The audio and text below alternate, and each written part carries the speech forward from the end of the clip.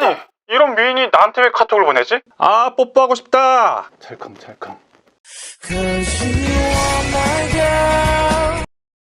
네, 안녕하세요. 실전 범죄를 알려드리는 현변입니다. 이거 노딱 걸릴 것 같은데 최근에 댓글에서 자기 소중이 부분을 찍은 사진을 라인, 카카오톡으로 보냈다가 협박을 받고 있다는 분이 있었어요.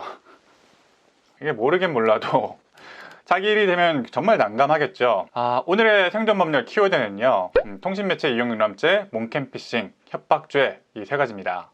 자, 먼저 통신매체 이용 음란죄, 성폭력 범죄의 처벌 등에 관한 특례법 제13조 통신매체를 이용하는 음란 행위이고요. 자기 또는 다른 사람의 성적 욕망을 유발하거나 만족시킬 목적으로 전화, 우편, 컴퓨터, 그 밖의 통신매체를 통하여 성적 수치심이나 혐오감을 일으킬 말, 음향, 그림, 영상 또는 물건을 상대방에게 도달하게 한 사람은 2년 이하의 징역 또는 500만 원 이하의 벌금에 처한다 라는 조문인데, 자, 여기서 뭐가 중요합니까? 자, 성적인 뭔가를 했다는 거죠. 성적인 뭔가 이 성적인 욕망을 유발하거나 만족하거나 그런 목적이 있었으면 이에 해당할 수 있다. 자, 모욕죄나 인터넷 명예훼손 같은 경우에는 공연성이나 전파 가능성 이런 게 필요하다고 제가 말씀드렸잖아요. 어려운 말이지만 아무튼 요건이 몇 가지가 더 있어요. 이런 공연성, 전파 가능성이 모욕죄나 인터넷 명예훼손에는 필요하다. 자, 그런데 이 통신매체 이용 음란죄는 공연성이나 전파 가능성 같은 이런 이 모욕죄에서 필요한 요건들이 필요가 없어요. 네, 필요가 없는 게 되게 중요합니다. 이 인터넷망을 이용해서 어떤 성적인 말, 사진, 영상 이런 것을 보내기만 하면은 상대방이 그걸 받았다면은 성립이 되는 범죄예요.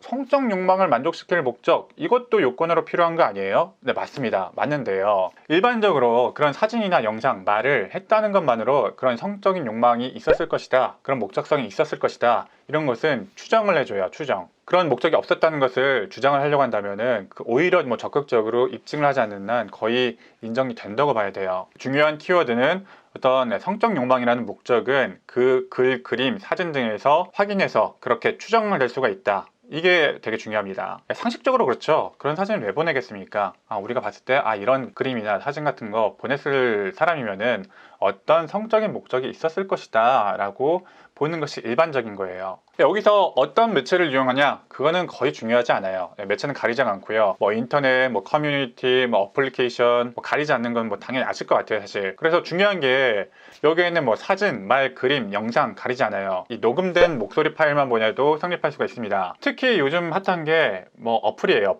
어플. 커뮤니케이션 어플 같은 게 많이 있는데, 이런 어플로서 익명으로 불특정 다수에게 성적인 욕망이 있는 목소리를 보내더라도 이 죄에 해당할 수가 있다는 거예요. 그 상대방이 특정되었든 불특정 다수이든 따지지 않아요. 네, 상대방이 어떤 특정될 필요성은 없고요. 저도 이걸 의뢰인분들 때문에 처음 알았는데, 이 어플을 통해서 목소리를 간편하게 녹음시킬 수가 있어요. 뭐라고 녹음해서 이 어플 게시판에 이렇게 뿌리면은 불특정인이 그 목소리를 들을 수가 있는 거죠. 그런데 이 녹음된 파일을, 자기 목소리를 녹음하는데, 야, 나 뽀뽀하고 싶다, 뽀뽀하고 싶은 사람 모여라 라고 했다면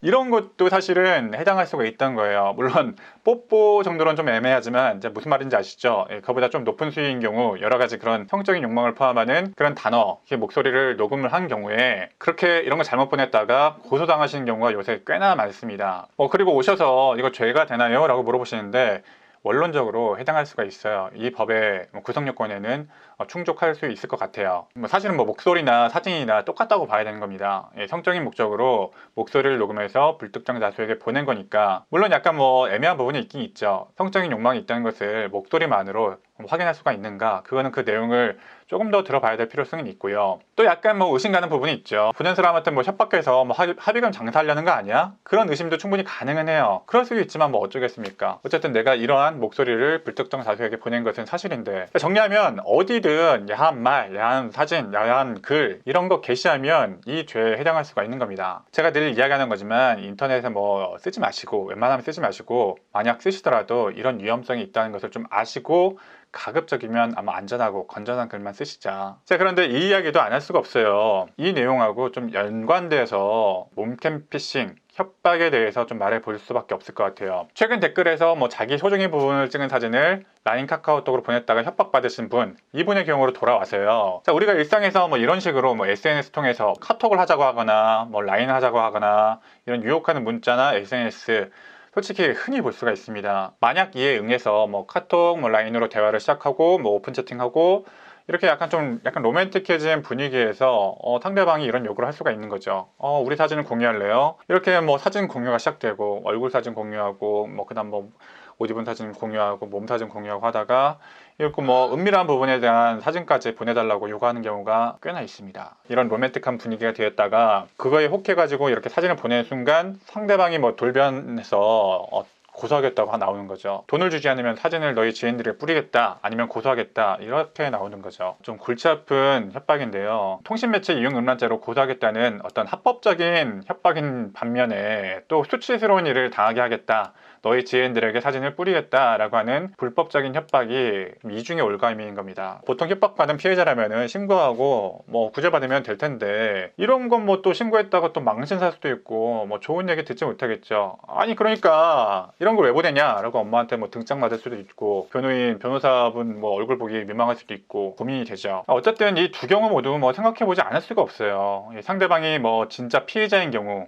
이런 경우는 뭐 답이 없죠. 용서를 구하고 최대한 선처를 바라는 수밖에 없을 것 같고요. 상대방이 만약에 몽캠피싱, 뭐 협박한 사람이다, 상습 협박꾼이다 라고 한다면 최대한 뭐 경찰과 협조해서 뭐 피해를 줄이는 수밖에 없을 것 같고, 이것도 섣부르게 하시면 안 돼요. 섣부르게 피해자를 뭐 협박범으로 몰아버렸다가 오히려 더 안 좋게 재판이 진행된 경우도 있을 수 있기 때문에 정말 좀 신중하게 진행을 좀 하셔야 된다. 최근에 진짜로 뭐 이런 협박범들이 늘어나고 있는 건 사실인데, 이런 식으로 뭐 돈을 뜯어내고 있는 사람들이 늘어나고 있는 건 사실인데, 어쨌든 일단 범죄 구성 요건은 갖춘 상황이라면은 사실 불리해질 수밖에 없죠. 좋지 않죠. 심리적으로 위축될 수밖에 없고, 그래서 이중의 올감이라고 하는 거예요. 어쨌든 뭐 좋은 상황은 아니죠. 결국은 정확히 지금이 어떤 상황인지 분석도 좀 해보고 그에 맞춰가지고 대응할 수밖에 없을 것 같아요. 이런 곤란함이 이 인터넷이나 어플로 글 하나, 사진 하나 보냈다가 여러분에게 벌어질 수도 있는 그런 일입니다. 자, 오늘의 결론. 인터넷이나 SNS에 글 쓸 때 조심하자. 사진 보낼 때 조심하자. 네, 오늘도 시청해주셔서 감사합니다. 현변이었습니다.